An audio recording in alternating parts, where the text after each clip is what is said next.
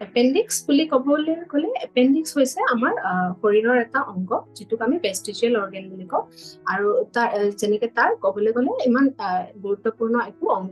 function নাই চ' সেইটো আমাৰ শৰীৰৰ সোঁহাতে অৱস্থিত মই অৱস্থানৰ কথা কিয় ক'লো বিকজ এপেণ্ডিক্স বা more precisely appendicitis is a common illness like এইটো এটা বহুত কমন বেমাৰ আৰু মানুহৰ সাধাৰণতে আমি দেখি পাওঁ যে এজন মানুহৰ পেটৰ বিষ হৈছে তেওঁ ডক্টৰৰ ওচৰলৈ গ'ল আল্ট্ৰাছাউণ্ড এখন কৰালে তেওঁৰ ৰিপৰ্টত ওলাইছে এপেণ্ডিচাইটিছ চ' তাৰ মানে কি হ'ল এপেণ্ডিচাইটিছৰ এটা কমন লক্ষণ হৈছে পেটৰ বিষ চ' যেতিয়া আমি কোনোবা পেচেণ্টৰ পেটৰ বিষ হয় আৰু তেওঁ যদি প্ৰিচাইজলি ক'ব পাৰে যে মোৰ পেটত বিষ হৈছে আৰু আৰম্ভণিত মোৰ পেটৰ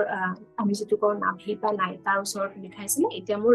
সোঁহাতে মানে পেটৰ সোঁফালে বিষটো শ্বিফ্ট হৈছে তো তেনেকুৱা ধৰণে আমি ক্লিনিকেলি আমি ক'ব পাৰো যে ওকে এইটো হ'ব পাৰে এপেণ্ডিচাইটিছ কিয়নো আমাৰ এপেণ্ডিক্স বুলি এটা অংগ আছে আমাৰ দেহৰ ভিতৰত যিটো আমাৰ সোঁহাতে অৱস্থিত